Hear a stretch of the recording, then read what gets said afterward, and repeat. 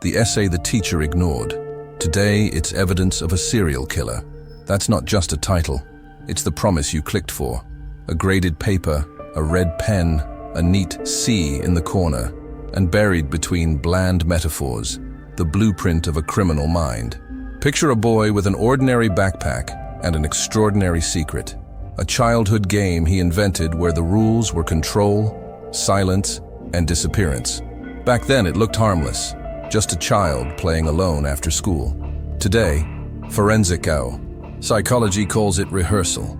You can almost see the classroom, the hum of fluorescent lights, the teacher skimming for grammar while the story whispers about cleaning the mess, about a silence that smiles.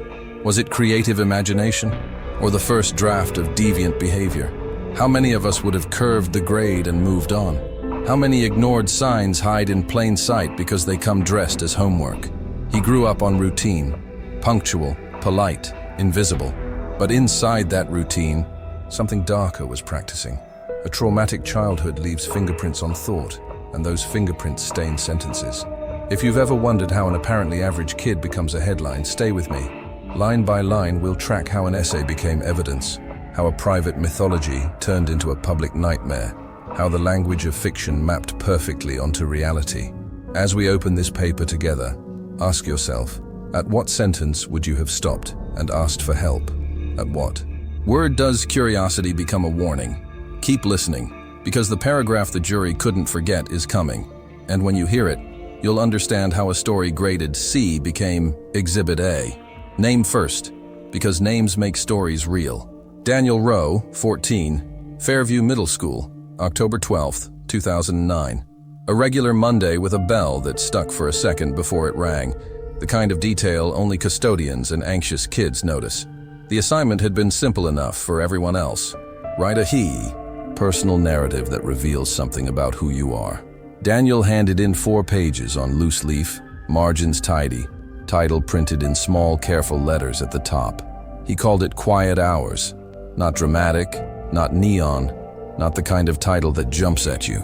It felt like homework, like something that would slip into a stack and vanish. It almost did.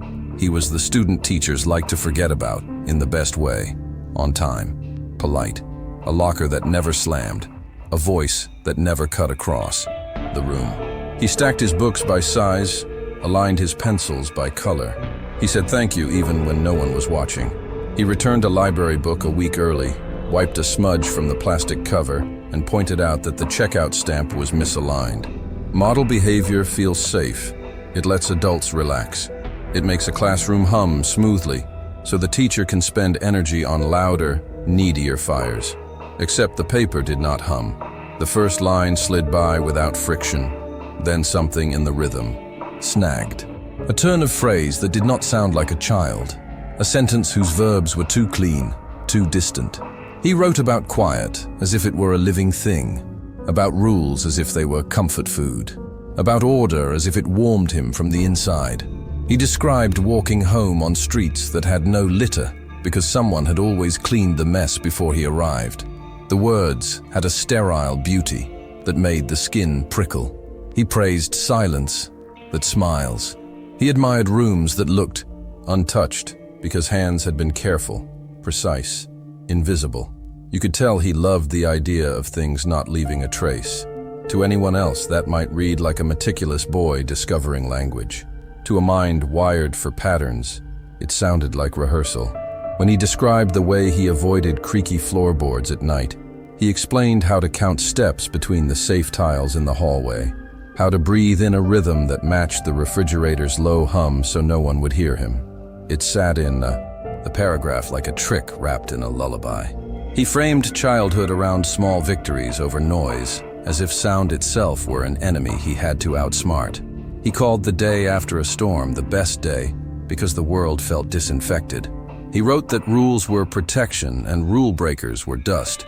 He never said punish or hurt. He did not have to. The contrast was whiplash.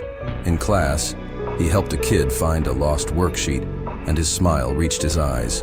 In the essay, he admired the power of deciding who gets noticed and who disappears. He earned extra credit by correcting a comma splice politely. In the essay, he confessed a fascination with erasing evidence, with returning a room to its original shape so perfectly that no one could ever prove he had been there.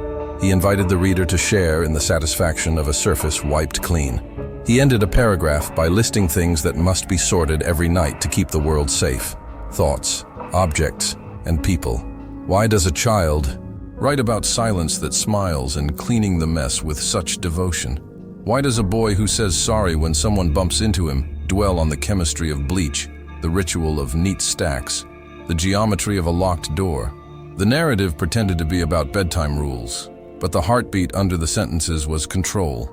He measured people the way he measured seconds, and he liked when both stayed in place. He framed a mother's voice as static and described a father's footsteps as data, points.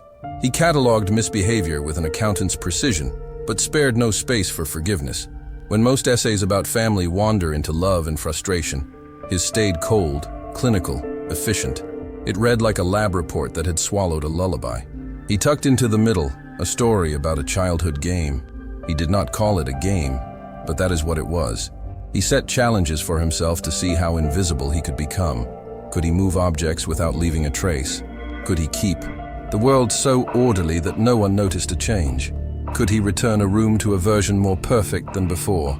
He wrote about the deep comfort of a task completed without witnesses.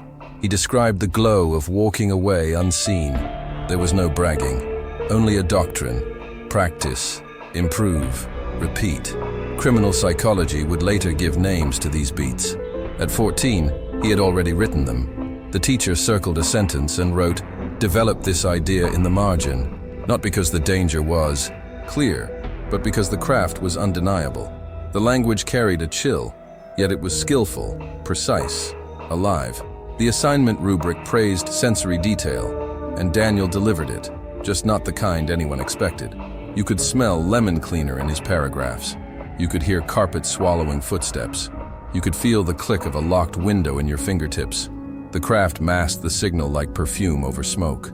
No one wants to believe a neat child is describing a deviant behavior pattern. No one wants to call danger when the sentences behave so well.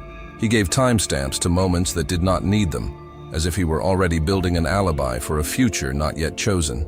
He described keys, doors, windows, and storage boxes with the devotion other kids reserve for pets. He loved the word control. He repeated it until it stopped looking like a word and became a temperature. He wrote about feeling invisible and deciding that invisibility was a superpower, not a wound. He insisted that he never broke rules. He simply made sure they applied to everyone else. The day the essay was returned, he slipped it into a folder with the care of someone archiving proof. He thanked the teacher. He stood up exactly when the bell rang, as if his bones were wired to the schedule. The class spilled into the corridor. Shoes squeaked, lockers slammed. Life moved on. A story had been written and graded, and no one asked what it really meant. Why would they? The boy was neat. The title was mild. The rubric was satisfied. The stack of papers drifted toward a file cabinet. Weeks later, the words reappeared. Not the theme, not the tone. The exact phrasing that had skated by under fluorescent lights surfaced again, in ink and in sequence, somewhere no one should ever have to read it. The small, careful language of quiet hours did not stay on lined paper. It stepped into the world, letter by letter, and stood where it could not be ignored. Start with the first beat, the one. Every criminal mind story tries to hide under a coat of normal. Neglect that does not scream, it whispers. Daniel's early years looked ordinary on paper, but paper flattens what the heart remembers. A mother stretched thin between shifts. A father present in the legal sense and absent in every other way. A kitchen where cereal dust collected in the corners because no one had time for breakfast together. The house was not violent, it was vacant. This is the kind of vacancy forensic psychology warns about. The cold space where a child searches for shape and finds none. Teachers marked him as quiet. Neighbors said polite. The reality was a child learning to slow his breath to match the hum of appliances, to become background noise in his own home. In the essay, he praised rooms that looked untouched. In life, he learned that untouched rooms meant no one expected him to exist loudly. He drew pictures of houses with perfect edges and no people inside. The lines were clean, the windows blank. Ask yourself if those drawings were metaphors or rehearsals. Second beat, the arrival of control disguised as care. When his mother moved in with an aunt after the divorce, the house acquired rules that clicked into place like locks. Shoes must align by the door. Voices must never rise above the television. Cups must face the same direction in the cabinet. That aunt believed discipline would heal what love could not, and she enforced it with a devotion that looked almost sacred. Punishments were not loud. They were precise. A towel folded wrong meant rewrite the chore list by hand. A door left ajar meant stand in the hallway until your posture learned not to sag. A notebook left on the table meant the notebook vanished for a week because ownership required vigilance. In his essay, Daniel celebrated the comfort of order, the safety of schedules, the relief of silence that smiles. In the house, order was oxygen, and silence was the currency that bought peace. He discovered the security blanket hidden inside control. Criminal psychology calls this a formative pairing, the moment when a child maps relief onto domination and starts to chase it. The third beat forms in secret rooms, at secret hours. Rituals take root when punishment meets imagination. Daniel began counting tiles between the bedroom and the kitchen, memorizing which ones complained. He logged the rhythm of footsteps, who walked heavy, who dragged a heel. He timed bathroom faucets to cover the sound of drawers sliding open. Nothing was stolen. He wanted proof that invisibility worked. In the essay, he listed categories that must be sorted each night to keep the world safe: thoughts, objects, people. In life, he sorted his day into columns only he could see. Column 1, mistakes to erase. Column 2, rules to obey in front of witnesses. Column 3, rules to own in private. He invented challenges to test himself. Could he leave a room without altering a single angle? Could he move a book and return it millimeter perfect? Could he clean a spill so well that a black light would give up? Ritual does not ask for applause. It asks for completion. Completion became the only feeling that resembled peace. Now mirror this blueprint back onto the lines he turned in. The essay admired classrooms where desks sat like chess pieces, each square accounted for. In the aunt's house, missing squares meant consequences. The essay described hands that never left prints. In real life, he practiced with gloves, then with bare fingers washed raw, fascinated by the disappearing act. The essay praised rules that keep the world quiet. At home, he watched how rules rearranged everyone else and decided that power did not require shouting. It required consistency and the willingness to outlast. His drawings shifted too. Early sketches of empty rooms became floor plans, not art, but schematics, with arrows marking ideal paths that avoid noise. In the margins, he wrote small corrections to the world. Fewer creaks, better lock, cleaner lines. He also learned punishments that looked like lessons. The aunt kept a list taped inside the pantry titled Standards. The list grew: label every container, stack cans by expiration date, wipe the counter in 2 directions. Daniel did the list perfectly and then improved it. He created a second set of standards for himself. Stricter, secret. He kept them in a folded page behind the baseboard. Do it without sound. Return everything without a trace. Repeat it until your body learns it without thinking. Inside this discipline was a revelation that would later horrify a jury. Control can soothe the ache that neglect leaves behind. Control can feel like love when love has been delayed too long. Were these just metaphors or rehearsals? Did a traumatized childhood merely give him the language of control? Or did it hand him the choreography? The essay reads like a prayer to precision. The life that fed it trained him to worship that God. The distance between metaphor and method narrows when rituals reward the nervous system. Forensic psychology recognizes the loop forming here. Ignore a child until control becomes the only comfort. Add a caregiver who equates virtue with silence. Layer in rituals that reward the brain with a hit of relief every time a rule is followed perfectly. Now hold your breath and watch what happens when those rituals ask for a higher thrill. He began testing the edge of invisibility outside the house, returning pencils to the exact angle on a teacher's desk without being seen, rearranging chairs after class until a symmetrical pattern erased evidence of the lunch period. He picked up wrappers others left behind and felt the glow of repairing a world someone else had disrespected. The essay praised rooms that looked untouched because careful hands had restored them. He was those hands, and the restoration felt righteous. The deviant behavior hides in the righteousness. He did not yet break rules. He enforced them with a purity that made him feel safe and superior at once. Every signal sat in plain view as an achievement. Teachers applauded neatness. Relatives admired discipline. Friends, when he had them, loved that he never forgot a plan. The ignored signs lived inside the praise. No one asked why peace for him required people to vanish from the picture, why his drawings replaced faces with labels like the quiet one, and the messy one, and the problem. His essay mapped this taxonomy perfectly. People as categories, households as systems, emotions as variables to be stabilized. It is tempting to read it as a gifted child finding structure in chaos.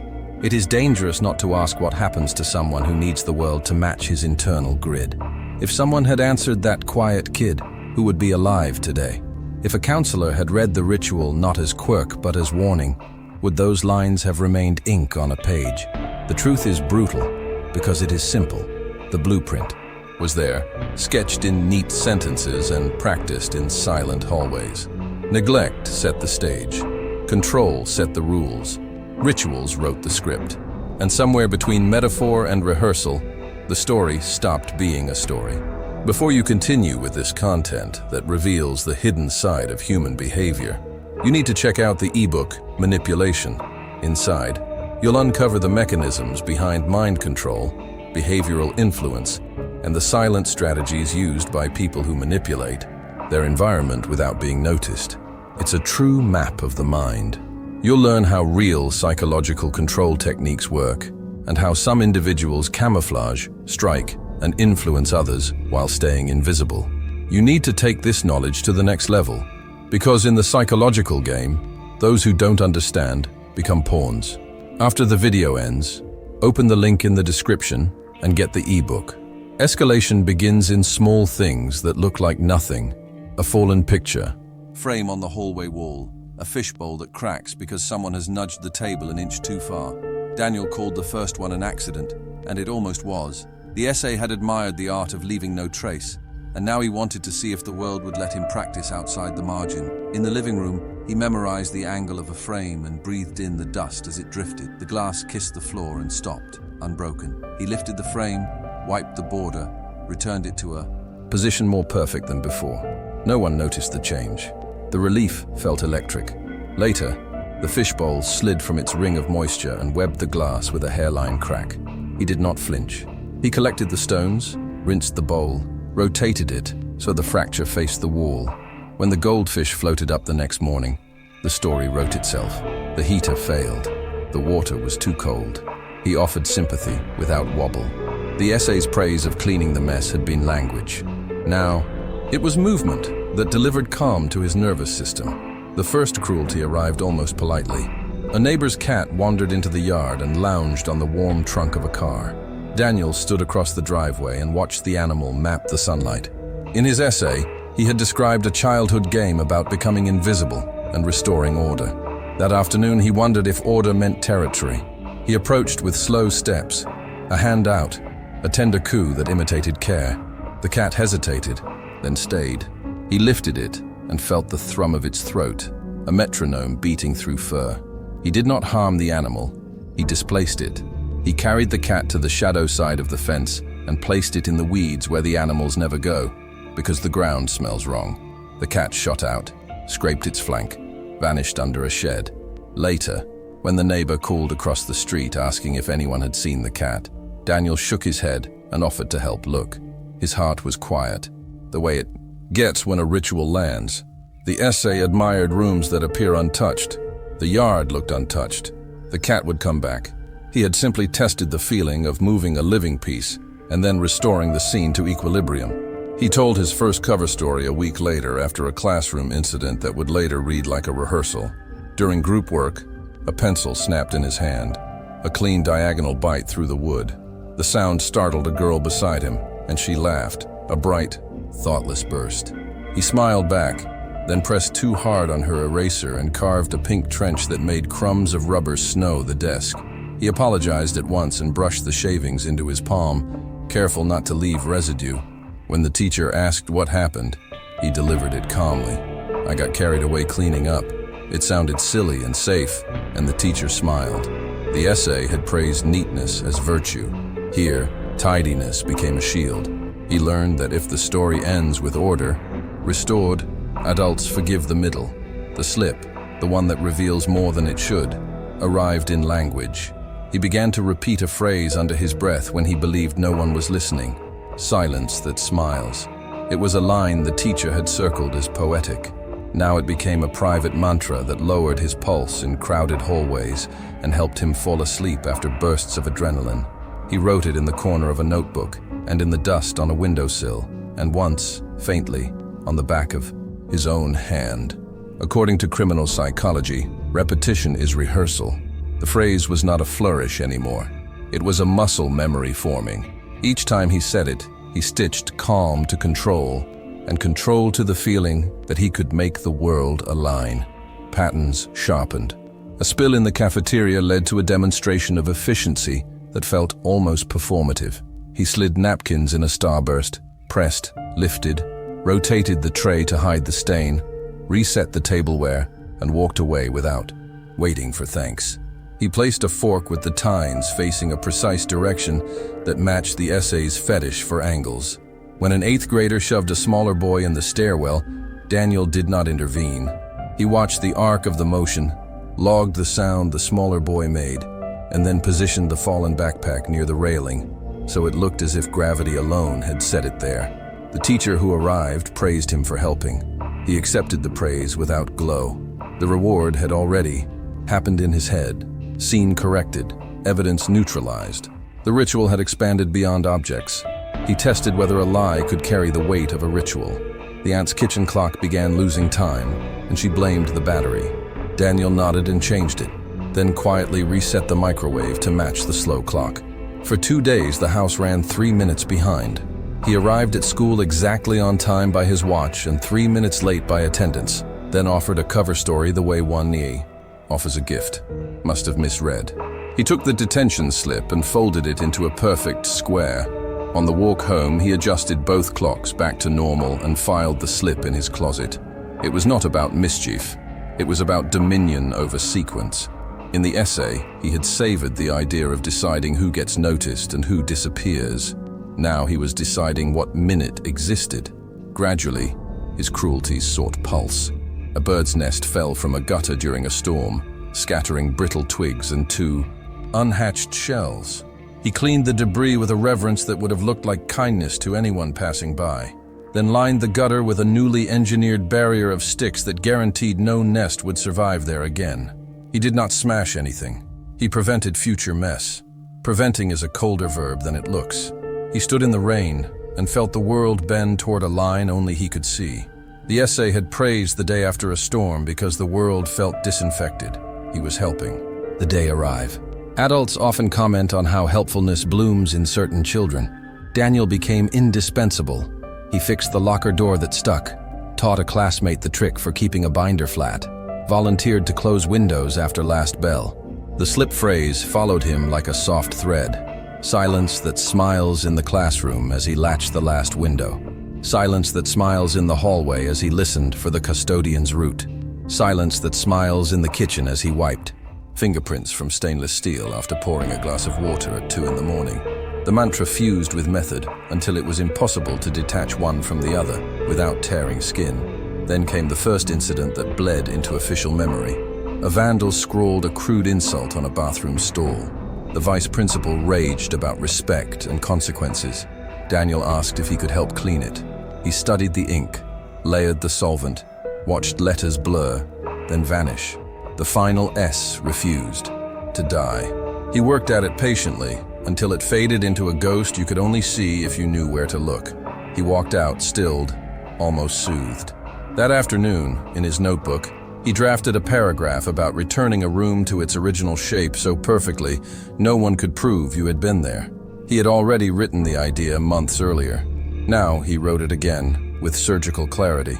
Repetition is rehearsal. His hand did not shake. The cover stories scaled with the acts.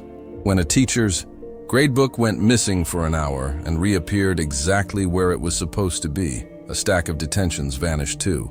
Students cheered and joked about a hero. Daniel listened and filed the reaction under predictive data. He had borrowed the gradebook to see if he could copy the handwriting on the envelopes used for parent notices. He returned it with the spine aligned to the desk edge, the way the essay would have insisted. He told himself he was only mapping what adults value so he could mimic it perfectly. But mimicry has a dark twin called impersonation, and impersonation, once perfected, asks for a stage. All along, he kept a piece of the essay untouched in his folder, a final page that felt like a sealed envelope waiting for a date. He did not read it often. He protected it like a talisman. While accidents taught him nerve, cruelties taught him distance, and cover stories taught him timing. That last page promised something else. Not method, trajectory. He told himself it was fiction, and then practiced it anyway, one careful act at a time, stepping steadily toward the sentence he was not ready to admit he believed. But the most terrifying prediction he saved for the final page. The night of the crime obeyed the essay like a script, timing first. The calendar showed a school event that would empty the neighborhood between 6 and 9, a soft window where lights go off and streets go quiet. He left his house at 6:15, the minute his aunt's favorite show began, a detail he had logged months earlier. Method next.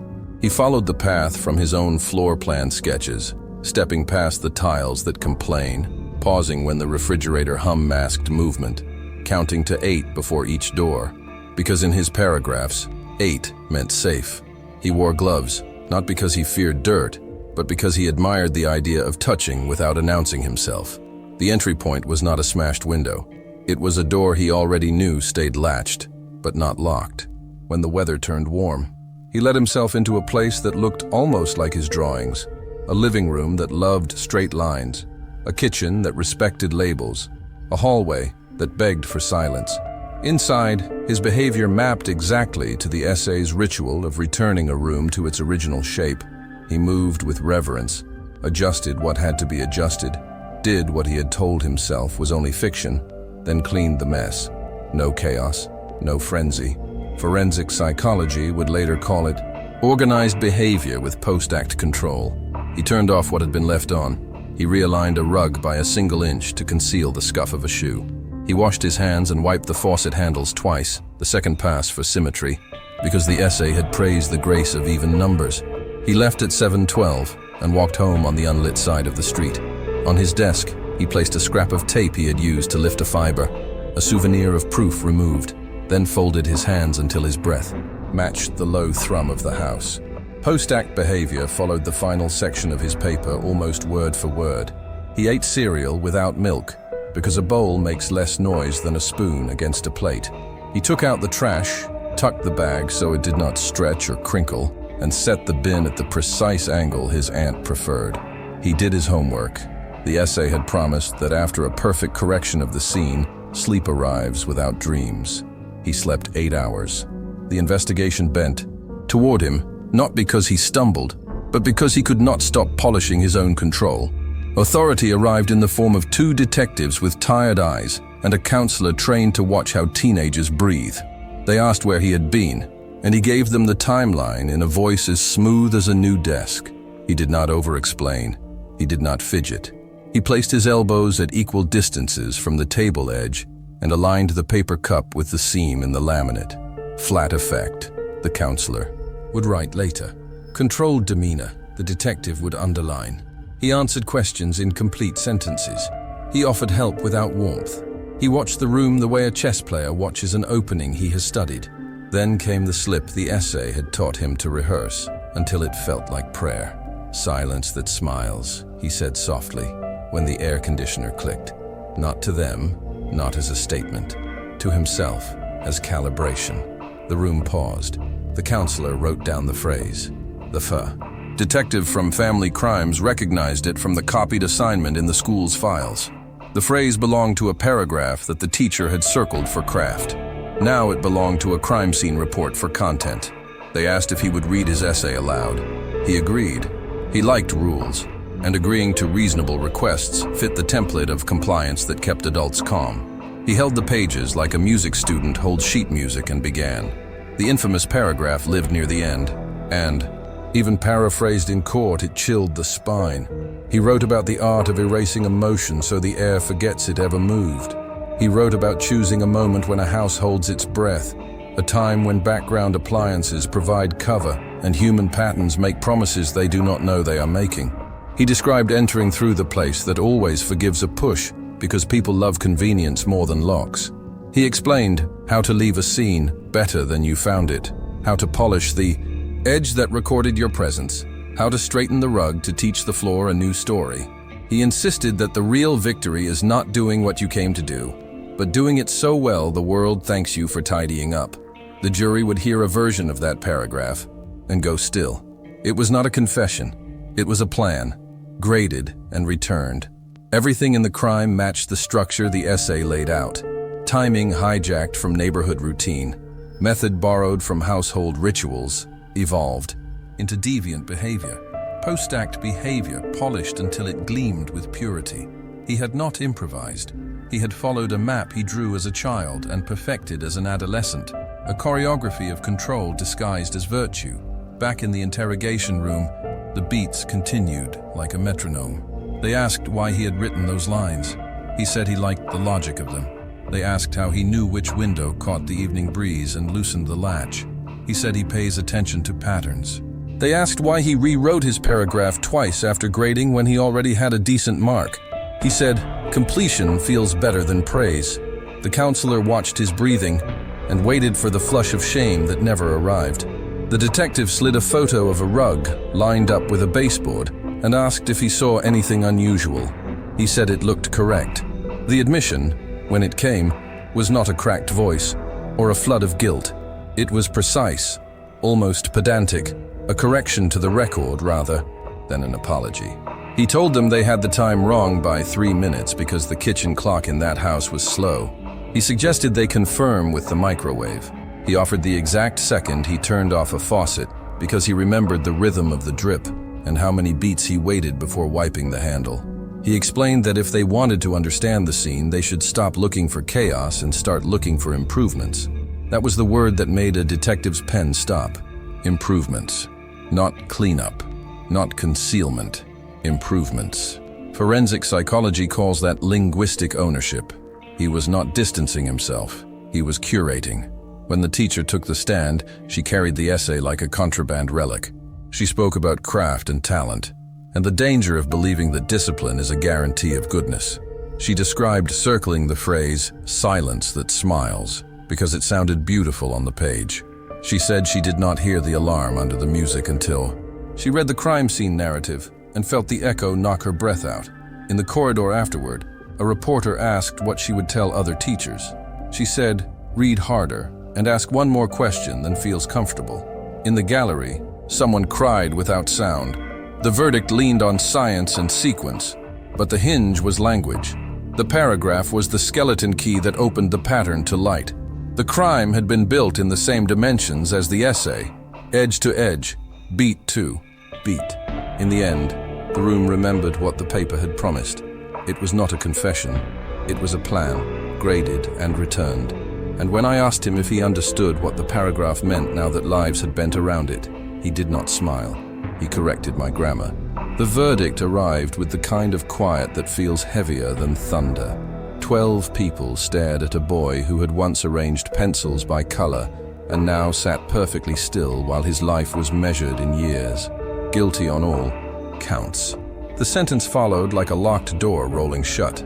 Life, with no possibility of parole until decades have turned his youth into a distant rumor. The courtroom exhaled in fragments. A gasp here, a sob there, a rustle of reporters who already knew how to bend sorrow into headlines. He did not flinch. He adjusted the edge of a legal pad until it aligned with the table and asked for water. Somewhere a clock ticked 3 times and stopped. Even time seemed to understand that control had been the weapon all along. Then came the testimony that refused to leave the room. The teacher walked to the stand carrying the essay, as if it might crumble if she blinked wrong. She spoke carefully, voice tight but steady. about how she had believed it was creative writing. Not confessional, not predictive, not dangerous. She used phrases that educators use to shield themselves from nightmares. Voice, craft, original imagery. She described how the class had been learning to show, not tell, and how Daniel had shown a world that felt cold and precise and strangely beautiful on the page. She had circled the phrase silence that smiles because the language sang, not because the siren underneath could be heard in the fluorescent hum of a Tuesday afternoon. She said she would spend the rest of her career asking harder questions and reading past the music. A courtroom holds more than verdicts. It holds mirrors. The counselor who had watched Daniel's breathing patterns wrote after the trial, "That flat affect is not a proof of evil, but a red flag that deserves attention." The detective from Family Crime said the rug aligned to the baseboard was the loudest shout he had ever seen in a silent room. A neighbor told a camera that she used to think helpfulness guaranteed goodness, and that she would never again trust tidy surfaces without asking who needed them to be that way. The aunt wept so quietly. The bailiff offered her tissues twice before she reached for them. She had equated order with healing. She had equated silence with safety. She had believed that rules would scaffold a boy into a gentler life. Her belief was not criminal, but in the wrong hands, it became kindling. There are questions that feel like the floor dropping out from under your feet. When does creative become a cry for help? When do metaphors stop decorating a page and start foreshadowing a plan? At what point does a teacher's red pen need to pause mid-air and ask for a counselor, a call, a conversation that risks awkwardness in exchange for oxygen? We love to think the answer is obvious when the outcome is known. We prefer to imagine that warning signs flash in crimson and sirens and capital letters. But warning signs often arrive in neat margins and elegant sentences. They hide in a student who never asks for an extension, in a teenager who volunteers to close windows, in a child whose drawings erase faces and replace them with labels and lines. Would you have caught the signs or curved the grade and moved on? Be honest with yourself. Would you have praised the craft and missed the pattern? Would you have called the discipline admirable and ignored how it pushed people out of the frame? Most of us want the world to reward composure, not interrogate it. We want quiet classrooms and clean hallways and students who do not demand more of us than we think we can give. But prevention begins where comfort ends.